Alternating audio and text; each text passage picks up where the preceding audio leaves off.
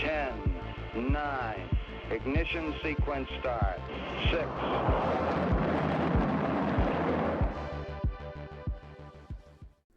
Hello and welcome to Rocket Fuel, your daily update of everything that's happening in the Rocket Pool community. My name is Wack. Today is June 7th and we're going to start with something really exciting that we've kind of been working on behind the scenes, and it's called Lidont. So what is Lidont? Lidont is a new project that the EV Maverick started over in their Discord. A few members over there started talking about how to kind of vampire attack Lido, because that's kind of it's been an idea for the last couple of weeks. Is we need to get stake away from Lido, and people need to do some aggressive stuff, and a vampire attack, of course, kind of makes sense in a way, kind of like how SushiSwap vampire attacked Uniswap all those years ago. It feels like forever ago, right? How they kind of launched a token beforehand and kind of did incentives using their token to get liquidity, and they didn't quite make it, and Uniswap, of course, came back with a vengeance. But it was definitely a very exciting time in DeFi summer, and the aftermath of it was fascinating to watch. So anyway, there's been a whole idea kind of going around about vampire attacking Lido and trying to forcefully pretty much take stake away from them, because they're not listening, and they're not going to respond to being nicey nice. So this idea was kind of thrown around. It's called Lidont. So the idea is you convert your STETH to rETH or spin up Rocket Pool mini pools, and you earn Lidont tokens. So there's a contract functionality. Also, this is a GitHub, by the way, that is by Ramana, and in the GitHub is the token contract and what it's all about, and kind of the process of it, and some of the things that are going into the approach. So it says Lidont is an ERC20 compliant token contract. In addition to standard ERC20 functionality, it implements the following mechanisms.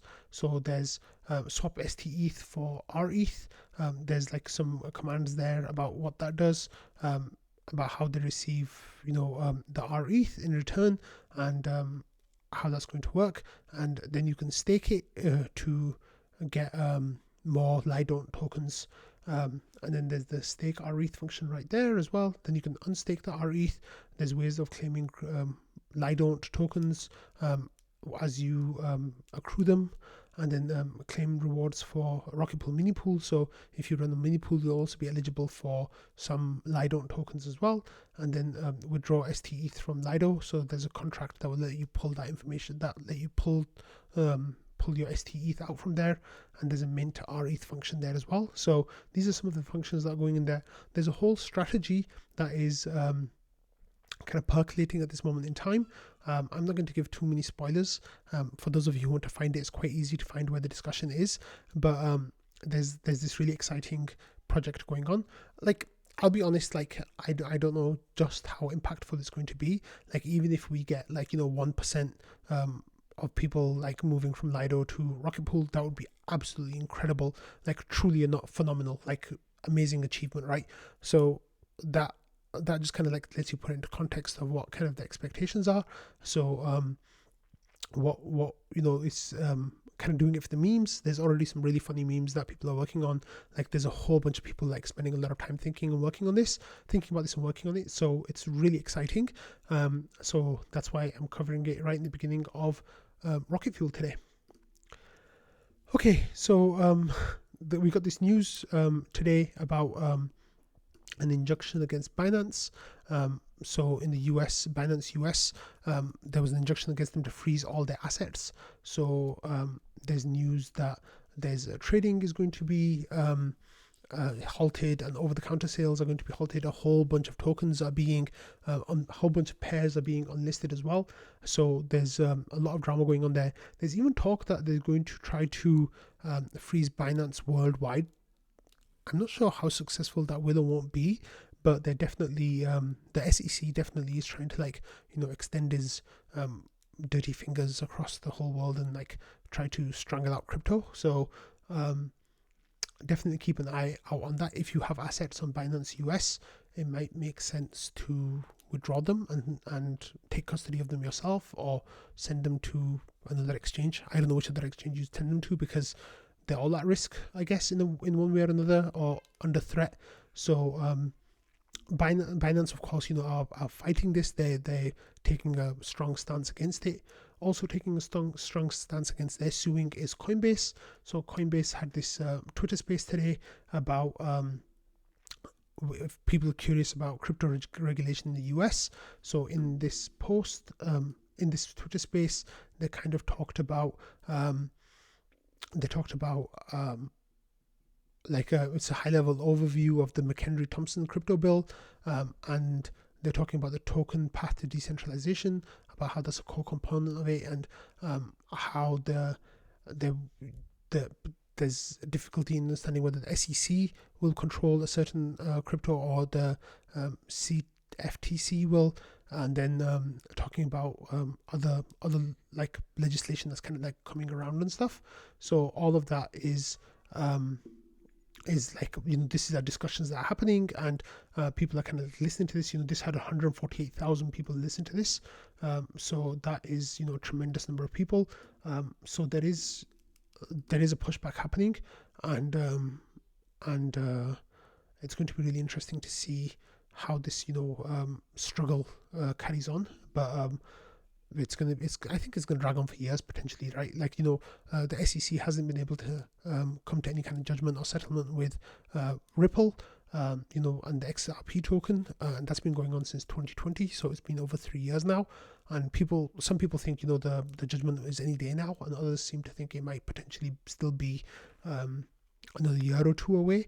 So there's a whole lot of question marks about what Gary Gensler is trying to achieve by coming after Coinbase and Binance in this way. It's definitely not good. Okay, now moving on to Rocket Pool news directly. Dr. Doofus, who's been doing some really, really great stuff with reaching out to DAOs and like trying to convince them to stake some of their treasuries with Rocket Pool, mint rETH, had this amazing update from us today. He says those who are not in the other place where this went out, it's a victory in Aragon DAO. So in Aragon DAO, there was this discussion going on about staking some of their ETH that they have. They have a 50,000 ETH treasury that they're trying to stake. And in the beginning, they looked like they were going to go to Lido. However, if you look at the post now, it's been updated to say that 40,000 ETH will be staked with Lido, and 10,000 ETH will be staked with Rocket Pool. So they're giving 20% of their allocation to Rocket Pool. So it says conducting the liquid staking option by staking 10k ETH directly with Rocket Pool with the expected APR of 3 to 5%. So they'll be getting 300 to 500 ETH per year. And then it says, as with any allocation, staking ETH through liquidity staking derivatives such as Lido Rocket Pool carries a certain amount of risk. And then they talked about like some of the like reciprocity that might come from this. So if you can follow the whole discussion if you want, but there were some key points here. The first one was from A. Clay. He says, I'm all for distributing it to the LSDs. Originally, we had a portion in rETH. I tried to keep it simple for the first staking proposal. Happy to do a 75-25% split to ST ETH rETH. Then other teams can post suggestions for a portion of the ETH. All the projects to be staking on, Lido being the largest user of Aragon, is an excellent signal that we back our products. So of course Lido is actually using the Aragon product. So like that was the idea, right? They're backing the project that they work with, but this is a really like significant shift, and 10,000 ETH might not sound like that much. However, 20% is an over allocation compared to market share, which is really, really wonderful to see. So I think this is just the first step, and that there's going to be some really good stuff that goes on from here. So Dr. Doofus, definitely take a bow. Like, this has been an incredible achievement. And all your hard work, is definitely showing. And hopefully this is just the first amongst many that will take these steps. So here's the main post from A. Clay, the one that says, we've updated the proposal to keep a portion in ETH. We've done 80% towards Lido, 20% towards Rocket Pool. We look forward to building circular alignment with Rocket Pool going forwards. I look forward to further feedback. So I'm really interested to see what kind of things they have in mind with this circular alignment. I think maybe it means that they'll expect Rocket Pool to like show some kind of reciprocity. Sorry, I butchered that word. And we'll see how that goes. So yeah, this is a first step, and hopefully other DAOs will look at this and kind of follow their lead. There are some big DAOs with really, really large treasuries, yeah, I'm excited to see how many of them start kind of drifting towards Rocket Pool. It would be amazing to see that. Okay, so we lost the record yesterday, like the streak, we lost that yesterday. However, today we're back on track with a new streak that's starting. It's day one. We got 1,700 ETH deposited into the deposit pool. The deposit pool is looking mighty healthy again after a bit of a blip. So on the daily today we're over 2,000 ETH stake, 2,182, which is a very, very nice amount. Very respectable amount. On the weekly we're on 26,000, and it's only Wednesday, so that means we're on track for an all-time high week if we have a few good days of deposits. What's really interesting here though is that the deposit pool is empty again, and we have a queue of 94 mini pools, so that's another 3,000 ETH there. So we're back up to having a buffer outside of the amount of ETH that we need. So there's some whales who saw that or I guess users with 100 mini pools that saw that there was space in the deposit pool, so they used some of that ETH to start new mini pools, and then they realized afterwards that they've kind of like overextended. So now since that happened, then the deposit pool here again has got it's empty with space for 18,000 ETH pretty much, and now it also needs 3,000 ETH more on top of that. The really nice thing here is we kind of hinted at this yesterday, but we've had total deposits of over 500,000 ETH now. That includes all cumulative deposits into the rETH minting contract.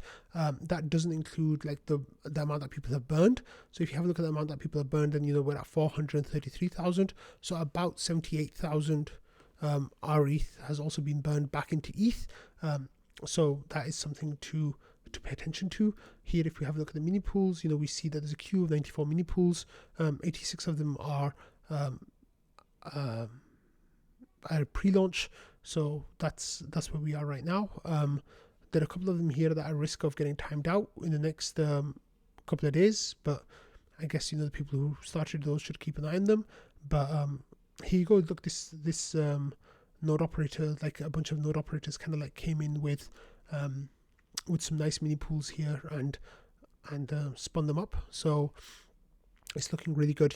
Like that the demand is still there for new mini pools. The demand is still there for rETH minting, and it's really nice balance. One thing that's really interesting is the Thomas factor or the whales factor about them converting their nodes, or if we get a couple of that happening, like we could be back up to like 1,000, 2,000, maybe even 3,000 mini pool deep or queue on Rocket Pool, which might take maybe a month, maybe something like that to get through, or maybe a bit less, maybe a bit more, depending on how things are going. But yeah, like this is looking really, really good. So it's really healthy, and I'm excited to see how it keeps going. Mambo-san here had a nice tweet. He said, another milestone for Rocket Pool. As of a few hours ago, the deposit pool has reached a total of over 500,000 ETH deposited. We had only 250,000 ETH on March 15th, so it took less than 3 months to double that. Incredible. And of course, it was kind of flat from March 15th to April 5th, which is when the first bump happened, with the deposit pool size increase. And then since Atlas going live, it's just been up only, which has been really, really wonderful. So we can have a quick look at that, because I love looking at the chart. It's one of my favorites. It's right here, right? Like, so here, like in April 5th is when we really shot up.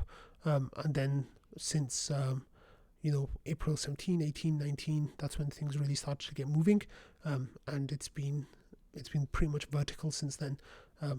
Amazing stuff. Okay, so we saw Mambo-san's tweet. Okay, so yesterday's episode we talked about issues with Nethermind, and how there was ETH get logs had issues, and it wasn't returning correct results for people with Nethermind version 1.19.0. So Joe was kind of talking to them about trying to get it fixed and figuring out what was wrong. And then Nethermind released version 1.19.1, which I talked about yesterday, should be here today. So here you can see, look, the contributors were Joe and ASDA Cap. So that is now available for you to update to. Joe was hinting overnight that, it should be that that version 1.9.6 will come out once the Nethermind update happens, and he says hopefully tomorrow. This was overnight last night, and then today Joe was here. Where was Joe? Joe was right here saying Nethermind testing looks good. 1.9.6 will probably come out tonight, and give it an hour or two for some more Praetor duties. So it'll be some point overnight when 1.9.6 will be available. So that is nice news. Thanks, Joe, for getting that done so quickly. Okay, next we have some updates from the Rocket Rescue node. Here we have a post saying Rocket Rescue node was developed with transparency in mind, fully open source from day one. Now you can monitor the service yourself too. And then there's a link that says, stats.rescuenode.com. So let's have a look.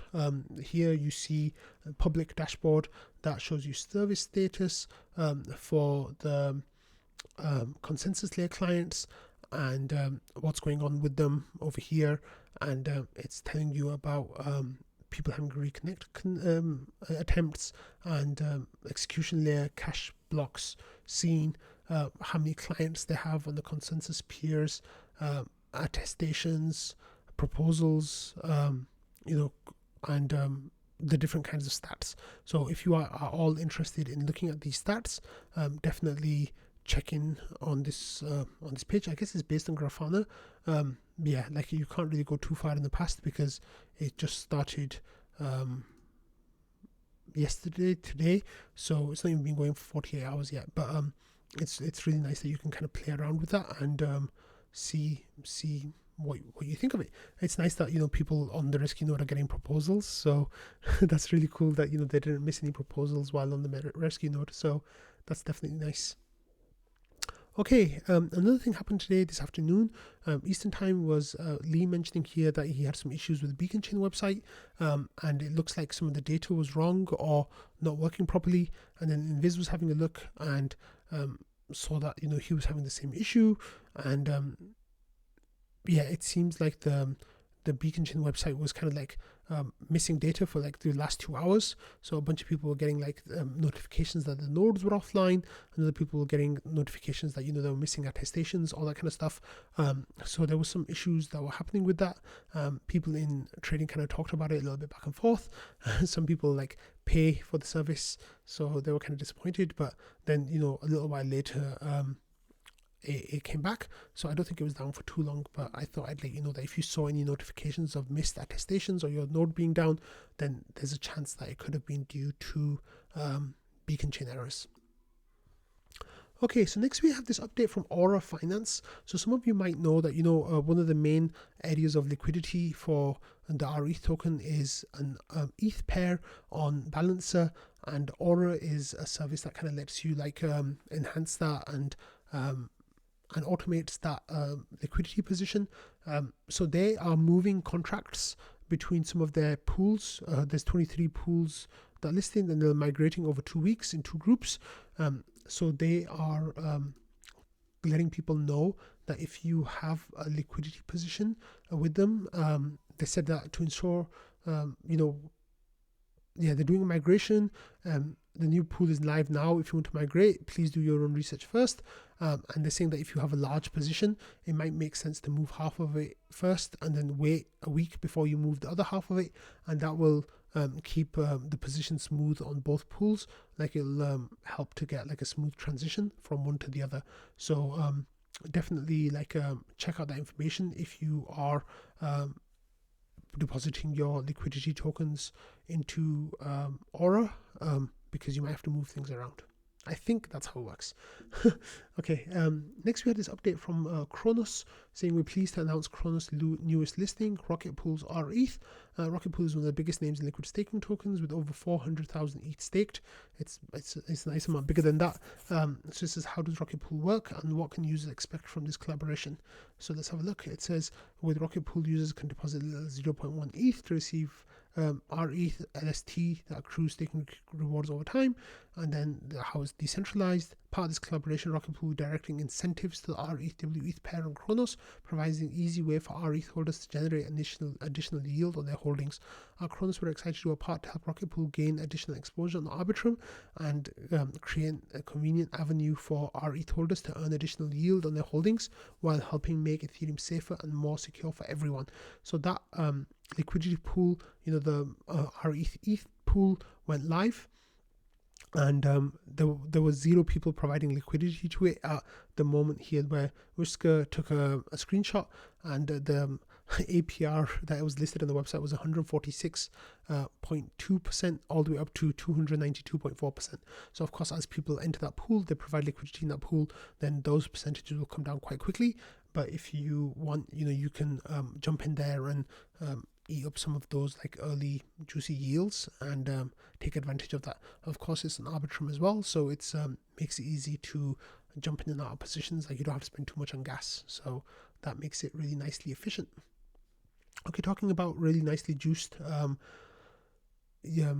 liquidity pools, here we had an update from Pancake Swap. It says our rETH farms are giving rocket fueled APRs to the liquidity providers. Stake rETH and ETH and rETH and wrap BTC to earn cake today. And then there's a link to the farms, and they've got screenshots here that show that if you deposit rETH ETH, you can get 32.4% yield, which is in cake and fees. And if you deposit wrapped BTC rETH, then you get 74% yields in cake and fees. So there's some really nice rewards there as well if you want to jump into Pancake Swap. Of course, as always with any of these DeFi integrations, do your own research. They are risky, like you could lose everything you put in, all that good stuff. Finally, we've got this update from Gravita. So Gravita went live 4 weeks ago, and it's got some stats for people who are interested in that kind of stuff like me.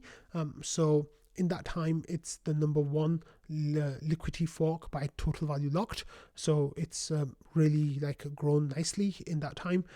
It's got a really good uptrend, and it's quite successful in that sense. There have been more than 180 people who've opened vessels with Gravita, and those are people who've deposited their LST or wrapped ETH or the BLUSD, like the liquidity chicken bonds, and then they've taken out GRI loan compared to that. So 180 people, which is nice.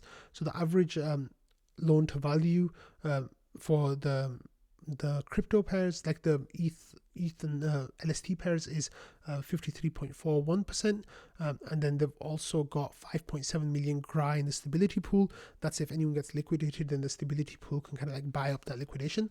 So they've had a really good month, and I hope that it carries on for them. So good job to the Gravita team, and I'm going to end the episode here on this note.